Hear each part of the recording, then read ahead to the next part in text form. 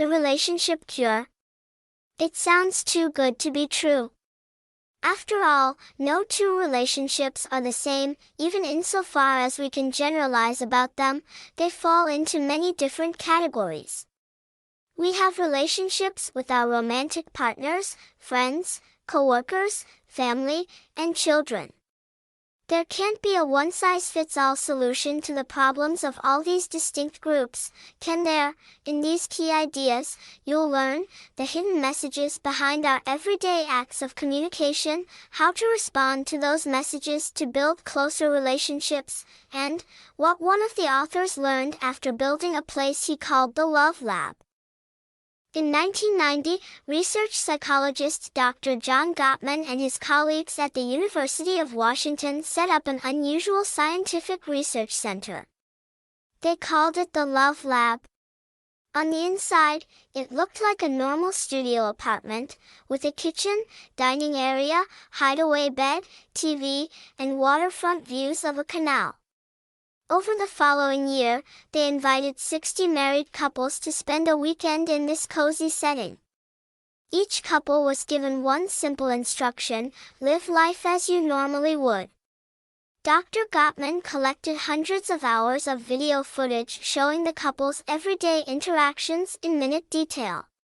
He then reviewed the tape, searching for examples of partners baring their souls to one another. After reviewing the footage for a few months, he noticed something. The key to forming close relationships was staring him in the face, right there in all those banal conversations. What mattered wasn't so much what the couples were talking about, but how they were talking about it to each other.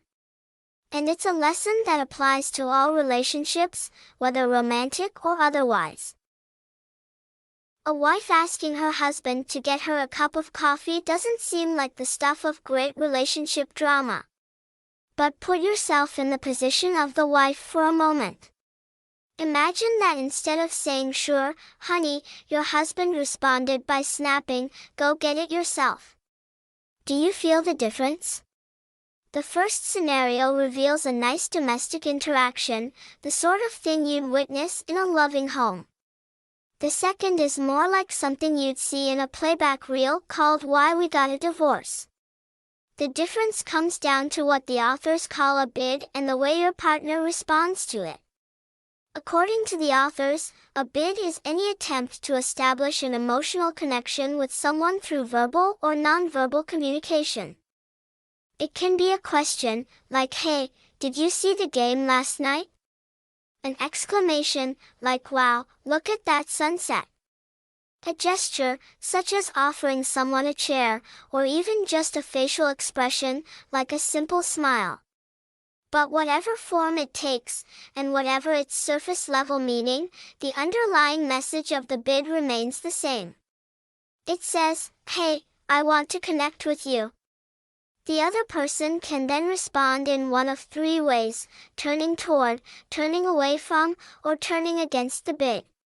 Imagine you've just read an interesting news article, and you want to share it with a friend. "Hey," you say, "check this out." That's your bid. Now, imagine your friend puts down his phone and cheerfully asks, "What's up?" That's him turning toward your bid and responding positively to your attempt to establish a connection.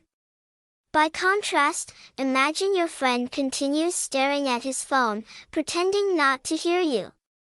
Or he tries to change the subject by asking, "Do you know what time it is?" In that case, he's turning away from your bid by ignoring or sidestepping it. Finally, imagine he responds by saying, "Ugh, can't you see I'm in the middle of something?" A negative reaction like this is turning against your bid. Imagine a romantic couple, Mary and Jeff, sitting on a sofa in their living room. Mary leans over to Jeff and says, "It's a bit chilly in here, don't you think?" This is her bid. To begin to decipher its hidden message, let's look beneath the surface of this simple interaction. See, it's not that Mary just wants to tell Jeff that she's cold, or find out if he agrees with her assessment of the temperature. Mary has an unstated objective. She's hoping that Jeff will give her a cuddle. In other words, she's bidding him to move closer to her, both literally and figuratively. By framing her bid for physical affection as a statement about the temperature, Mary has a way to save face and feel less of a blow if Jeff rejects it. Imagine if she says, "Give me a cuddle," and Jeff replies bluntly, "No, I'm not in the mood." Ouch! On the other hand, if he responds by tossing her a blanket, well, she's still not getting what she really wants. But at least she's getting something positive in return, and it's a heck of a lot better than outright rejection. Mary is also giving Jeff a way to smoothly decline her bid. Even if he knows she probably wants a cuddle, he doesn't have to go through the awkwardness of saying no if he'd rather keep to himself. He can choose to interpret Mary's statement literally and respond accordingly. In other words, the vagueness of our bids is a feature, not a bug, and it often serves us well. Unfortunately, it can also lead to some problems, as we're about to see. To one degree or another, all of us have feelings and desires that we don't know how to express, at least not constructively. And if we don't understand our own emotions, it stands to reason that we'd have a hard time communicating them to other people. When a child throws a temper tantrum because her father refuses to buy her a toy, you might think the tantrum is an expression of anger at not getting what she wants, but it could also be a bid for her father's comfort.